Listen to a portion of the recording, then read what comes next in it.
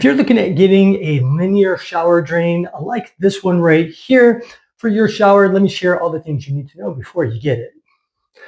First, of course, make sure you measure and get the correct size. They do come in variable sizes.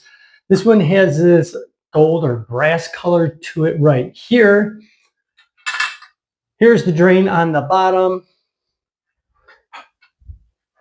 Does come where you can connect it just like that.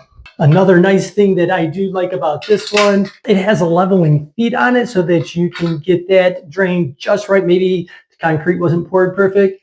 You have one of these for each side that is going to fit right in there and you can level it out. When I take that insert out, this is the way it looks right here. Little hair trap right there so you can easily just pull that out, get all that hair so it doesn't clog up your whole drain and start backing up water. I do like this X design, if you can kind of see that. That's going to allow for all the water, no matter which area it goes into, to travel down towards that drain and drain very quickly. This can actually drain up to 77 liters per minute. Now the insert piece right here, it has these different clips on it right there.